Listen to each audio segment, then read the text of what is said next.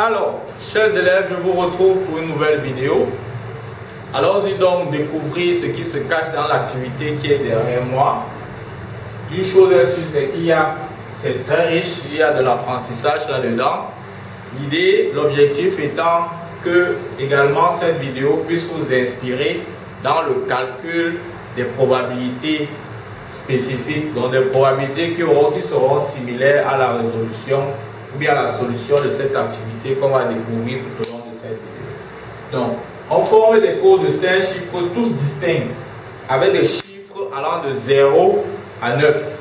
On choisit un code au hasard. Quelle est la probabilité que ce code contienne 0 ou 1? Alors déjà, première chose intéressante, c'est de voir qu'on choisit des codes, on forme des codes de 5 chiffres. Ça veut dire que c'est ça nos expériences.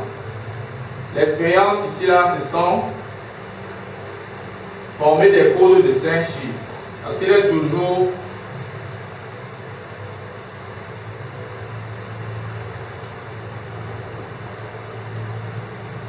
alors, on a dit tous distincts.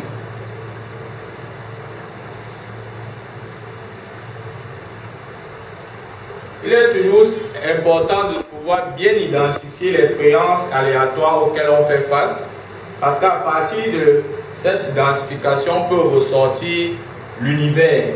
L'univers qu'on aura ici, qui est l'ensemble des résultats possibles. Quels sont les résultats que l'on va obtenir? Eh bien, ça sera des codes de 5 chiffres qui sont tous distincts. Et donc, on aura des codes de 5 chiffres tous distincts.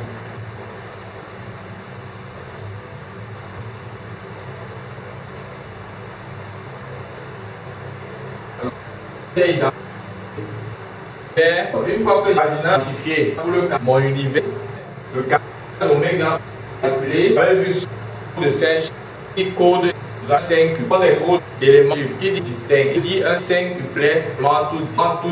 La qui dit le calcul d'éléments du nombre 5 cuplets formule, on peut former en tous distincts avec des chiffres que l'on de 0 élément à 10, c'est bien un arrangement de 5 dans 10.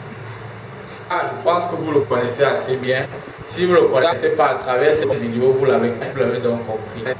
Maintenant, ce qui est intéressant, intéressons-nous à la question qui est posée.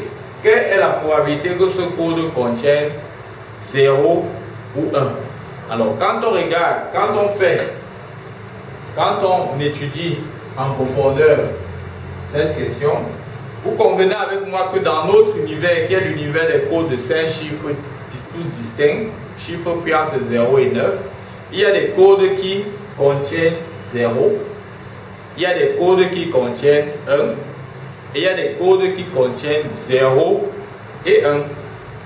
Donc, quand on dit 0 ou 1, ce qu'il faut comprendre, c'est que quand on dit 0 ou 1, ça veut dire que soit ça contient 0, soit ça contient 1, soit ça contient les deux. Donc ce qu'on va faire, c'est définir l'événement A comme les codes contenant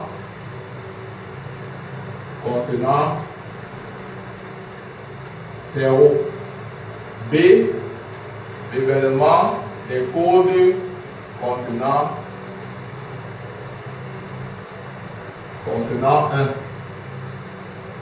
1. Et enfin, les codes qui contiennent à la fois 0 et 1, c'est ce qu'on appelle A inter B. Donc, quand on l'a dit, ce qui est demandé donc, quelle est la probabilité que ce code contienne 0 ou 1? Vous comprenez donc que l'événement A union B, ça sera l'événement, les codes contenant 0 ou 1. Voilà. Donc ce qu'on me demande, on me demande de calculer P de A union B. Alors nous savons d'après sa formule que P de A union B, c'est cardinal de A union B sur cardinal de oméga. Voilà.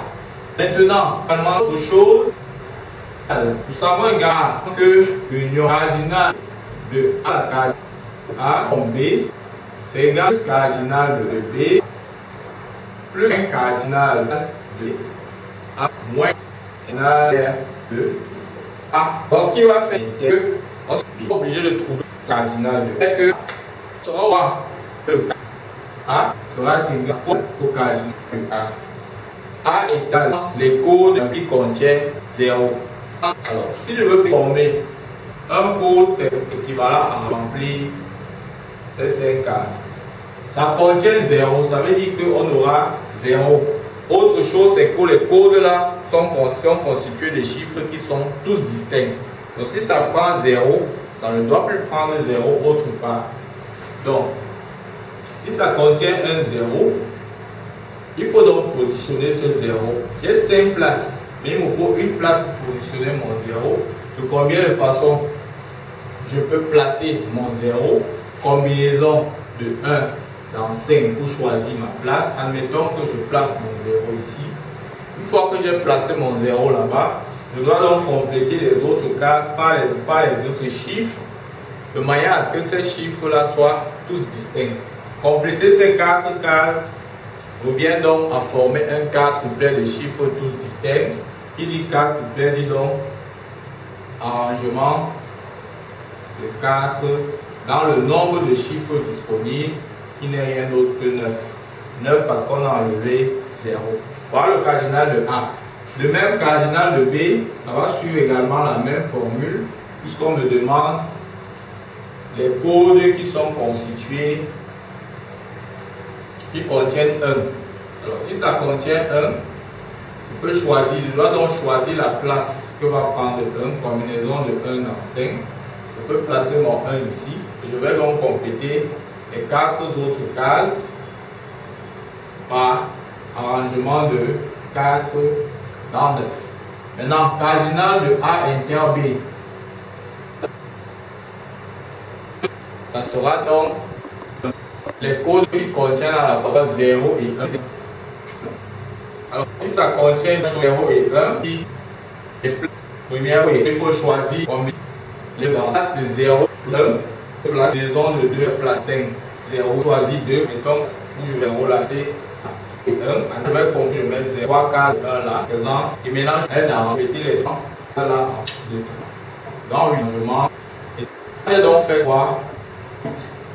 Donc, quand la probabilité là, P de A à point B sera donc égale à union combinaison égale dans 5 par arrangement de 4 dans 9 plus combinaison de 1 dans 5 plus arrangement de 4 dans 9 moins combinaison de 2 dans 5 par arrangement de 3 dans 8 sur cardinal oméga qui est arrangement de 5 dans 10. Voilà donc, chers élèves, comment est-ce qu'on fait pour déterminer la probabilité que ce code qui a été choisi contienne 0 ou 1. Je suis sûr qu'à travers ce que vous avez compris beaucoup de choses à travers la résolution de cette activité. Objectif étant atteint, il ne me reste plus qu'à prendre congé de vous et à vous dire à très bientôt.